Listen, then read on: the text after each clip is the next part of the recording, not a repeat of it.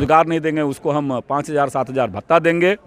लेकिन दुर्भाग्यजनक तरीके से इसी प्रकार का शून्य बटा कह सकते हैं कि शून्य दिखाने का काम इस सरकार ने किया है। तो आईना दिखाने का काम कर रहे हैं, वही विपक्ष को भी उत्तर दिया। सरकार पलायन कर रही है रोजगार के सवाल पर। नमस्कार, ST न्यूज़ देख रहे हैं आप और मैं हूं आपके साथ गौरी रानी। झारखंड में बेरोजगारी एक बड़ा मुद्दा है। आज इसी को लेकर सदन में बीजेपी विधायक अनंत ओझा ने सरकार से सवाल पूछा है कि सरकार इन 4 सालों में कितनी नौकरियां युवाओं को दे पाई है। हम इसी मुद्दे पर बात करेंगे। सर, जैसा कि रोजगार को लेकर आपने सरकार से सवाल पूछा कि 4 साल में कितनी नौकरियां सरकार दे पाई है, क्या लगता है, क्या जवाब सरकार की तरफ से मिला और कितने संतुष्ट हुए उनके जवाब? नहीं, देखिए, सीधा बात विषय है। मैंने 3 प्रकार का प्रश्न किया।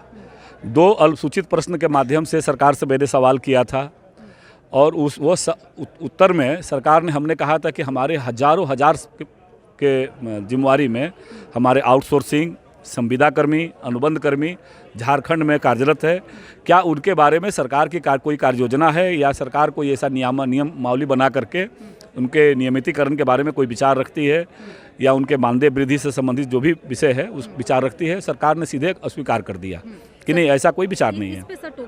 इस पे आपको रोकूंगी क्योंकि सरकार खुद कहती है, मुख्यमंत्री खुद कहते हैं कि अनुबंध कर्मी यानी कि कॉन्ट्रैक्चुअल जो है वो पूरी तरीके से पूर्व की रघुवर सरकार का दिया हुआ कोड है। अभी सरकार में हुआ है, ऐसे हजारों पद, 3.5 लाख के आसपास लगभग पद इस सरकार में खाली पड़े हुए हैं और उसको आउटसोर्सिंग के माध्यम से ये सरकार लगातार उसको भरने का काम कर रही है। रघुवर सरकार ने तो 1,04,000 जो सरकारी विभागों में पद खाली थे उस पर सीधे प्रत्यक्ष नौकरी देने का काम किया। ये सरकार बताए, वही तो मैंने प्रश्न लाया था। लेकिन दुर्भाग्यजनक तरीके से झूठे वादे नारे दे करके ये सरकार सत्ता में आई, कहा कि 5 लाख प्रत्येक वर्ष रोजगार देंगे, जिसको रोजगार नहीं देंगे उसको हम 5,000-7,000 भत्ता देंगे। लेकिन दुर्भाग्यजनक तरीके से इसी प्रकार का शून्य बटा कह सकते हैं कि शून्य दिखाने का काम इस सरकार ने किया है।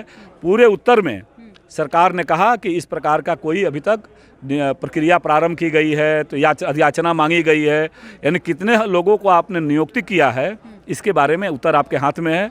आप उत्तर का आकलन कर सकते हैं कि सरकार अपने ही दिए हुए उत्तर में नकारने का काम कर रही है। अच्छा, सरकार कितनी नौकरियां दे पाई है, कितनी नियुक्तियां हो पाई है, इस पर बात कर रहे हैं, रोजगार पर बात कर रहे हैं। यही सत्ता में जो शामिल है कांग्रेस पार्टी के जो विधायक है प्रदीप यादव, वो खुद कह रहे हैं कि होमगार्ड की बहाली की जो बात थी 24 जिलों में वो 16 जिलों में हुई है, लेकिन आधा अधूरा जवाब मिला। अभी भी 8 जिला जो है वो बाकी है। कहीं ना कहीं वो भी मानते हैं कि सरकार जो है वो गोल मटोल जवाब दे रही है रोजगार को लेकर के। यही आपके माध्यम से राज्य के युवाओं को बताना चाह रहे हैं। सरकार के विधायक जो है वो संतुष्ट नहीं। मैं सरकार तो छोड़ दीजिए, विपक्ष तो छोड़ दीजिए, सरकार ही खुद असंतुष्ट है।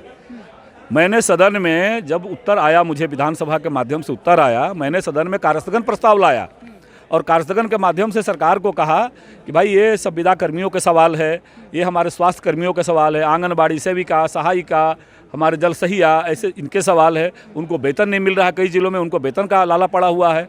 तो हमने हमारे रोजगार के पद को लेकर के हमने कहा कि सदन में चर्चा कराओ आप।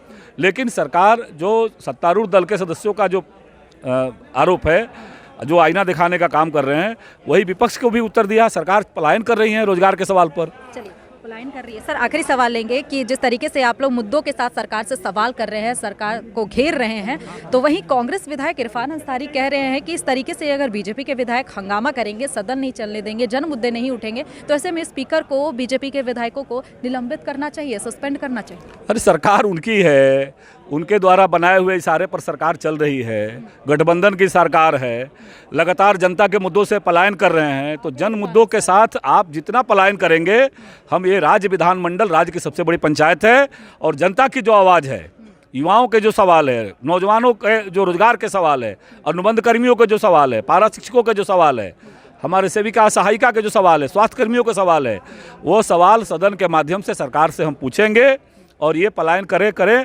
लेकिन सदन में हमारी आवाज़ को ये चुप नहीं करा सकते हैं। तो हमारे साथ इस वक्त बात कर रहे थे बीजेपी विधायक अनंत ओझा, जिन्होंने तमाम मुद्दे पे अपनी बात कही। मैं गौरी रानी, ST न्यूज़ के लिए रांची से।